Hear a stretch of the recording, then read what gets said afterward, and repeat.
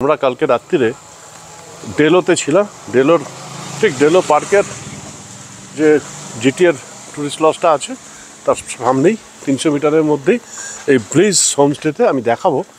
ভীষণ সুন্দর, এখান থেকে ভিউও ভালো, এদের ব্যবহার, এদের খাবার দাবার কোয়ালিটি ভীষণ সুন্দর। আমি দেখাই এই হোমস্টেটা। এই হচ্ছে ব্লিজ হোমস্টে, এটার নাম ব্লিজ হোমস্টে। আমরা আজকে এখান থেকে যাব ডেলো পার্ক ঘুরে একটু কালিম্পং টাচ করে তিনচুলে। এই মুহূর্তে ব্লিজ হোমস্টের সামনে আছে, দেখাই একটু। এই হচ্ছে তার ভিউজ, এই ব্লিজ হোমস্টে একদম রাস্তার ধারে। এই সোজা রাস্তাটা চলে গেছে ডেলো পার্ক, একটুখানি 300-400 মিটার। আর এই রাস্তা দিয়ে আমরা এসেছি।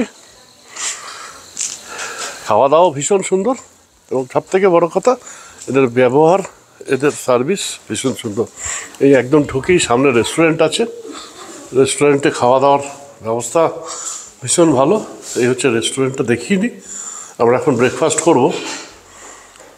এই ব্লিজ, আমি একটু ওপরে রুমটাও দেখিয়ে নিই। আমরা সেকেন্ড ফ্লোরে ছিলাম, সেকেন্ড ফ্লোর থেকে যেহেতু ভিউটা ভালো পাওয়া যায়।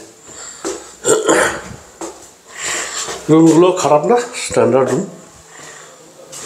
হোমস্টেতে এর থেকে বেশি কিছু এক্সপেক্ট করা মুশকিল, যেসব আইসোলেট জায়গায়। আমি যাচ্ছি এই সিঁড়ি দিয়ে উঠে।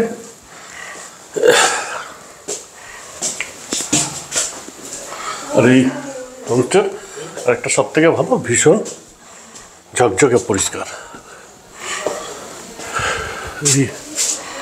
এই রুমের সামনে বারান্দা, সামনে ভিউ। ওয়েদারটা ভালো না কাল থেকে, সুন্দর ভিউ। এখানে বসে বেশ ভালো সময় কাটানো যায়।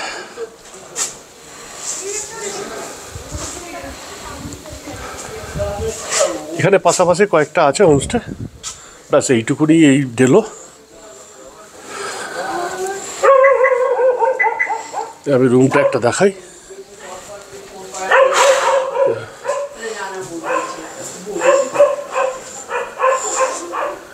এই রুম,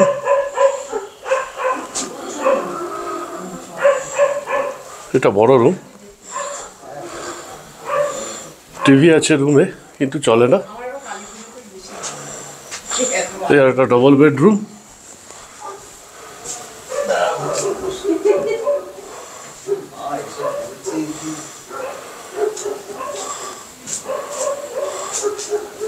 পাশাপাশি 3টে রুমে আমরা ছিলাম।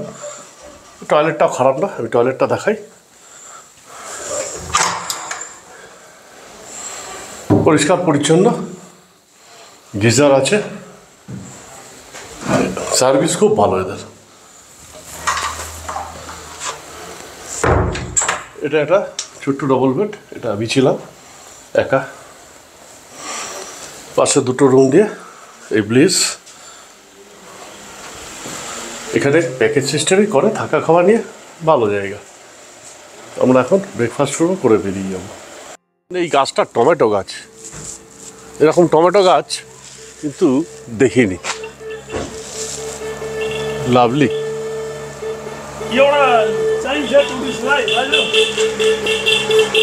একদম আমাদের হোমস্টের পাশে, প্লিজ হোমস্টের পাশে এই টমেটো গাছ, এ ধরনের টমেটো গাছ কিন্তু সত্যি চোখে পড়েনি। অন্য ধরনের টমেটো গাছ। আমরা একটা টমেটো নেব, কীরকম দেখতে হবে। এই আমাদের হোমস্টে, ভীষণ সুন্দর হোমস্টে, ভালো লাগলো। আগামী দিনে আমি যাদের নিয়ে আসবো রাখবো ডেফিনেটলি এখানে।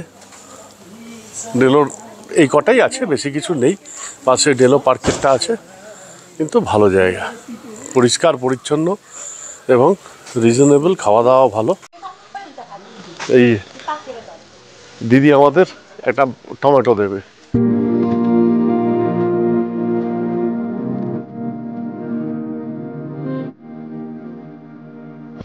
এই ডেলোর ব্লিজ হোমস্টেটা কিন্তু বেশ ভালো ছিল। আমরা ব্লিজ হোমস্টেতে থেকে পরের দিন সকালবেলা বেরিয়ে পড়েছিলাম কালিম্পংয়ের উদ্দেশ্যে। প্রথমে ছিল আমাদের যাওয়ার জায়গা ডেলো পার্ক। এই ব্লিজ হোমস্টে থেকে মাত্র 1/2 কিলোমিটার রাস্তার মধ্যেই এই ডেলো পার্ক। আর অপূর্ব সুন্দর এই ডেলো পার্ককে ঘিরেই এই ডেলো গ্রামের সৃষ্টি। যদিও ডেলো পার্কের ভেতরে থাকা জিটিএর যে টুরিস্ট লজটা আছে সেটা আর আগের মতো স্ট্যান্ডার্ড নেই। মেনটেনেন্স থাকলেও এদের খাওয়া দাওয়া বা সার্ভিস কিন্তু এখন অনেক খারাপ হয়ে গেছে। আর বাগানটাও আগে আরও সুন্দর ছিল, কিন্তু অটোমেটিক প্রাকৃতিক সৌন্দর্যের কারণে এই ডেলো পার্ক কিন্তু মুগ্ধ করে দেবে আপনাকে। তাই কালিম্পং ডিস্ট্রিক্টে বেড়াতে এলে বা কালিম্পংয়ের দিকে এলে ডেলো পার্ক ভ্রমণ কিন্তু অবশ্যই।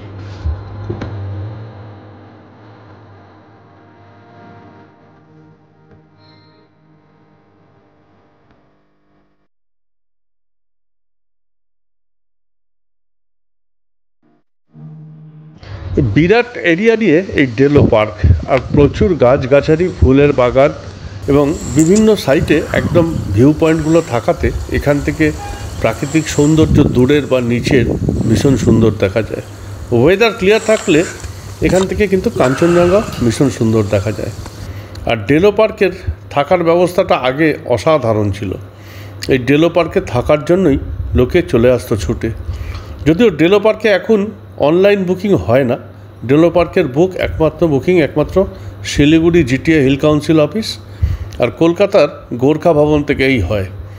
রেট ৩,৫০০ আছে, ২৫০০ টাকা আছে। তবে এখানে থাকাটা বুদ্ধিমানের কাজ হবে বলে এখন আর মনে হয় না।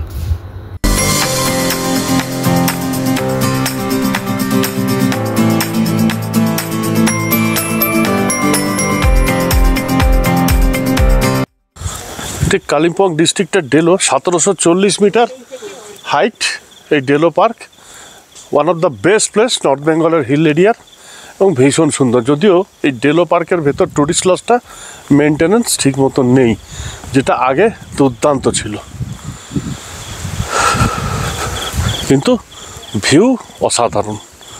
এখন এই টুরিস্ট লজের ভেতরটাও যাব। এই জায়গাটা আগে আরও সুন্দর ছিল, গার্ডেনের মতো ছিল, কিন্তু সেটা একটু খারাপই হয়ে গেছে দেখছি। কিন্তু প্রাকৃতিক ভিউ, প্রাকৃতিক সৌন্দর্য কিন্তু এর অসাধারণ। এই পাইন ফরেস্টের ভেতর আমি একটু যাই। এদিক দিয়ে এসো, এটা দিয়ে, হ্যাঁ এটা দিয়ে এসো। অনবদ্য পাইন ফরেস্ট,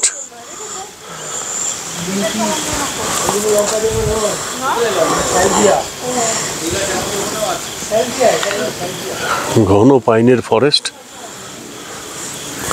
আর বর্ষাকালের পর এখন একদম সবুজ। এখানে কিন্তু খুব একটা জোকের উপদ্রব নেই। কালিম্পং ডিস্ট্রিক্টে কালিম্পংয়ের দিকে বেড়াতে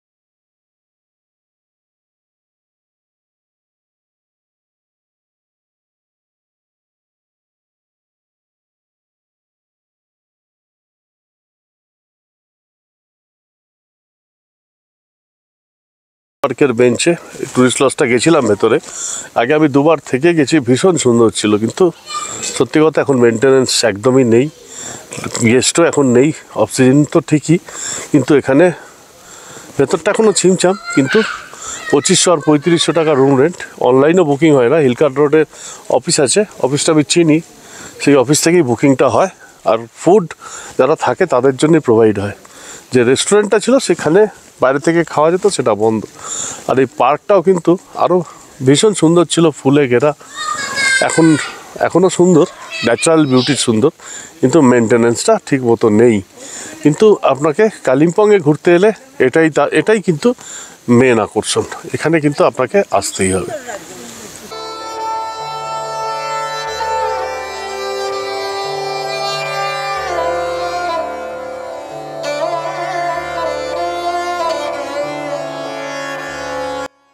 প্যারাগ্লাইডিংয়েরও ব্যবস্থা আছে এখানে। প্যারাগ্লাইডিং আমি একটু জিজ্ঞেস করি প্যারাগ্লাইডিংয়ের রেট কি। दादा पैराग्लाइडिंग का रेट क्या है? 3,500। 3,500।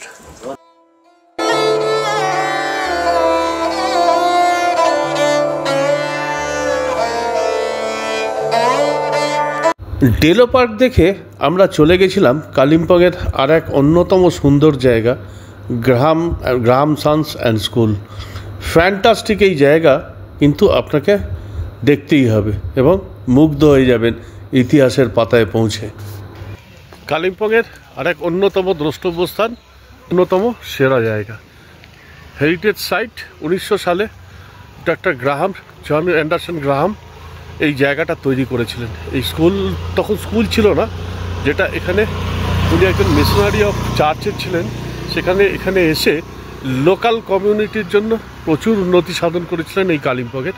সেই গ্রাহাম হোম স্কুল, এখন এটা স্কুল, ডক্টর গ্রাহামের নামই ডক্টর গ্রাহাম হোম স্কুল। ভীষণ সুন্দর অ্যাটমসফিয়ার এবং ভীষণ পপুলার স্কুল এবং হেরিটেজ সাইট। সেই গ্রাহাম হোম স্কুলে আমরা দাঁড়িয়ে আছি, কালিম্পংয়ের ইতিহাসের সাথে জড়িয়ে এই ডক্টর গ্রাহাম হোম স্কুল।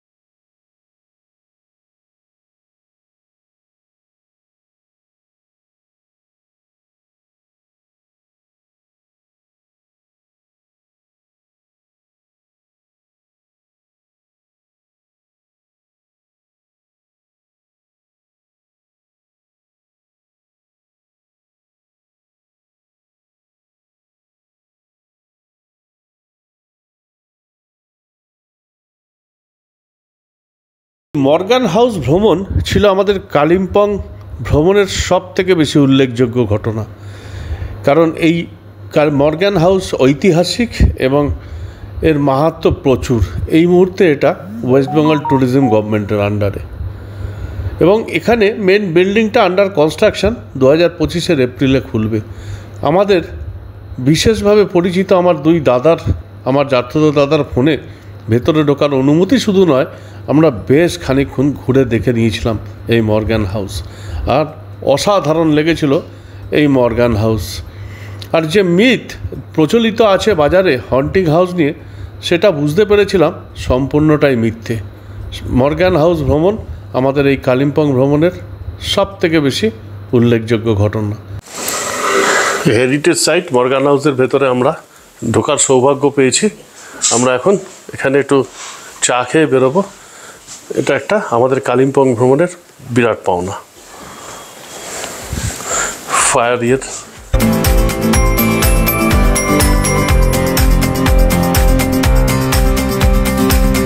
এই মর্গান হাউসের চারিদিক ঘুরে বেরিয়ে আর তার ছবি তুলে আমি ধন্য হয়ে গেছিলাম। অসাধারণ এই মর্গান হাউসে আগামী দিনে থাকার বিশেষভাবে ইচ্ছে রইল। এই মর্গান হাউসের বাইরেকে ঘিরে বেশ কিছু টেন্ট ওয়েস্ট বেঙ্গল ট্যুরিজমের আছে, টেন্ট মিনস কটেজ টাইপের, সেগুলো কিন্তু থাকা যাচ্ছে এখন, যদিও মর্গান হাউসটা আগামী বছর এপ্রিলের বা মেতে খুলবে। আমি আপন মনে পুরো বাগান ঘুরে বেড়াতে শুরু করেছিলাম এবং দেখছিলাম মুগ্ধ হয়ে যে একটা ঐতিহাসিক স্থান এখনও কীরকম যত্ন সহকারে মেনটেন করে তার ঐতিহ্য ধরে রাখা হয়েছে। অসাধারণ এই অভিজ্ঞতা। তাই মর্গান হাউস ভ্রমণ এই কালিম্পং ভ্রমণের এক অন্যতম স্মরণীয় ঘটনা আমাদের কাছে।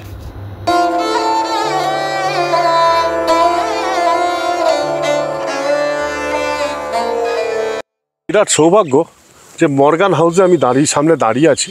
এটা এখন ওয়েস্ট বেঙ্গল ট্যুরিজম প্রপার্টি, থাকার ব্যবস্থা আছে। এই মেন বিল্ডিংটা এখন রেনোভেট হচ্ছে, বন্ধ, কিন্তু নিচের কটেজগুলো খালি আছে, থাকার ব্যবস্থা আছে। 3,500 টাকা করে রেট, ইনক্লুডিং ব্রেকফাস্ট। কিন্তু এটা হচ্ছে হেরিটেজ সাইট, হিস্টোরিক্যাল সাইট কালিম্পংয়ের শুধু নয়, এন্টার ওয়েস্ট বেঙ্গলের মধ্যে, ইনফ্যাক্ট ভারতবর্ষের মধ্যে one of the best heritage spot. সেই মর্গান হাউসে আমার আজকে ঢোকার সৌভাগ্য হয়েছে। আমার দুই দাদা যারা ওয়েস্ট বেঙ্গল ট্যুরিজমে কাজ করতো, তাদের রিকোয়েস্টে আমাকে ঢুকতে দিয়েছে তাদের সব ইয়েতে। সেই মর্গান হাউসের সামনে দাঁড়িয়ে আমি পুরোটা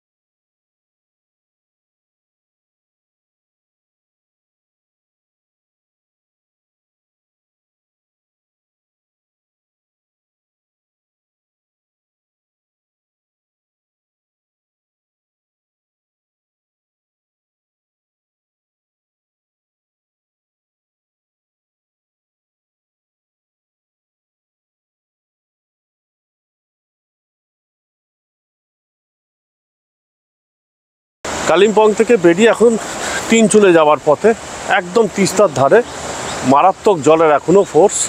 এই দেখুন চেহারাটা বর্ষাকালে কি হাল হয়েছিল। অর্ধেক বাড়ি এখনও জলের নিচে, একতলাটা সাংঘাতিক খারাপ অবস্থা। বোঝাই যাচ্ছে যে কি ভয়ঙ্কর ধ্বংসলীলা চলেছে। সেই তিস্তার ধারে, যে তিস্তার এই বাজারের কাছে প্রায় বর্ষাকাল জুড়ে ধ্বংসলীলা চালিয়েছে। অর্ধেক বাড়ি ভেঙে গেছে, নদীর ধারের পাড়ে যেগুলো ছিল।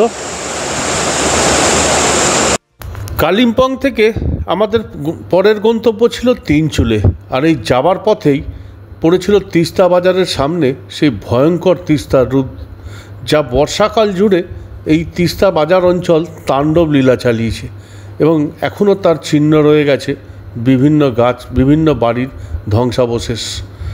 ভয়ঙ্কর এই দৃশ্য দেখে আমরা পেশক রোড ধরে এগিয়ে গেলাম। পেশক রোড ধরে তিনচুলে যাওয়ার পথে এই জায়গাটার নাম লাভার স্পিট ত্রিবেণী, লাভার ভিউ পয়েন্ট বা ত্রিবেণী। এখানে তিনটে নদীর মিলনস্থল, রঙ্গিত নদী, মহানন্দা আর তিস্তা। ভীষণ সুন্দর স্পট, খাওয়া দাওয়া বেশ ভালো পাওয়া যায়। আমরা এখানে কিছুক্ষণ দাঁড়াবো, দাঁড়িয়ে তারপরে এগোবো। আমি দেখাই, আগেও এটা তুলেছিলাম, কিন্তু এই রাস্তা ভীষণ সুন্দর। আপনারা দেখুন, এই রাস্তায় যখন যাবেন এখানে অবশ্যই দাঁড়াবেন। একটা ভিউ দার্জিলিং, এই রাস্তা সোজা দার্জিলিং চলে গেছে, তিনচুলে তাকদা হয়ে লামাহাটা হয়ে। আমি যাই এবার তো ওপরে ভিউ পয়েন্টটার দিকে যাই, ক্লাস জায়গা।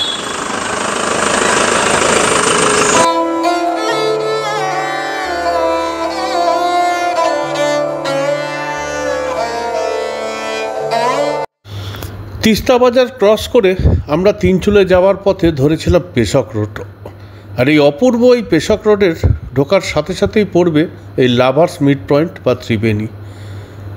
মহানন্দা, সরস্বতী আর তিস্তার সঙ্গমস্থল এই ত্রিবেণী এই লাভার্স মিড পয়েন্ট থেকে কিন্তু দুর্দান্ত। বেশ কিছুক্ষণ সময় এই রাস্তায় এখানে কাটিয়ে যান, আর এখানে বেশ কিছু খাবারের দোকান আছে, খাওয়া দাওয়া করুন। এই পেশক রোডের লাভার্স ভিউ বটে পয়েন্টে এই ছোলা চাট, আগেও আমি দেখিয়েছি, এই ছোলা চাট খুব ভালো, ফ্যান্টাস্টিক ছোলা চাট। এই ছোলা চাট বানাচ্ছে, যদি ছোলা চাট यहाँ पर फेमस है। আনারস পাওয়া যায়, সব রকম খাবারই পাওয়া যায়, মোমো আছে। আর এই যে আমাদের এই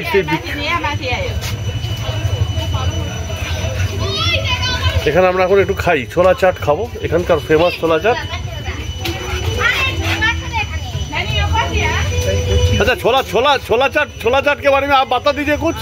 जो खाएगा मस्त आएगा। लाभार्स पॉइंट में आके जो छोला लखा नहीं खाया तो क्या खाया? बढ़िया है।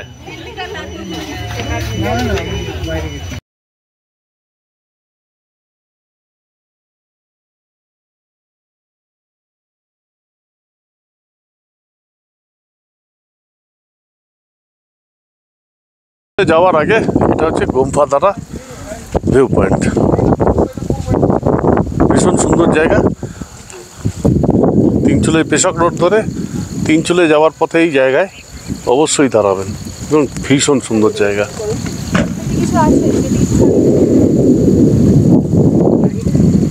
এই পেশক রোড ধরে তিনচুলেই খুব একটা সময় লাগে না, 1 ঘন্টার রাস্তা। আর তিনচুলে টাকদা আর লামাহাটা খুব পাশাপাশি, আর এই রাস্তার ভিউ অনবদ্য। রাস্তাতেই পড়বে গুম্বাদারা ভিউ পয়েন্ট, যেখান থেকে প্রকৃতি অপরূপ। আমাদের আজকের থাকার কথা এই তিনচুলেতেই, অনবদ্য একটা গেস্ট হাউস, সিংখোয়ালি গেস্ট হাউস। আর তার যাবার আগে প্রায় বিকেল মতো আমরা পৌঁছে গেছিলাম এই গুম্বাদারা ভিউ পয়েন্টে। আমাদের এই গুম্বাদারা ভিউ পয়েন্ট কিন্তু অপূর্ব লেগেছিল, ফ্যান্টাস্টিক এই ভিউ পয়েন্ট আপনাকে কিন্তু মুগ্ধ করে।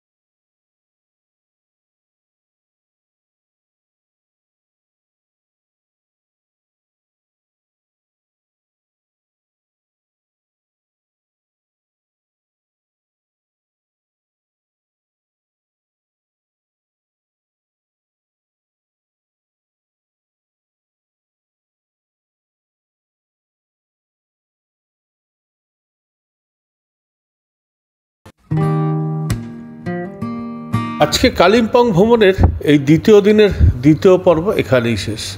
আর আগামী পর্বে আমি আসছি আরেক আমাদের প্রিয় জায়গা দার্জিলিং আর অন্যান্য জায়গা নিয়ে। আমার এই পর্ব যদি আপনাদের ভালো লেগে থাকে অবশ্যই লাইক, শেয়ার, কমেন্ট করুন। আর হ্যাঁ, আমার চ্যানেলটাকে সাবস্ক্রাইব করুন। আগামী পর্বে আবার নতুন অধ্যায় দার্জিলিং আর তার আশেপাশের কিছু অঞ্চল নিয়ে আবার আসছি। উত্তরবঙ্গের অপরূপ প্রকৃতি তুলে ধরবো আপনাদের সামনে। আজকের মতো এখানেই শেষ। Good night. Thank you for watching.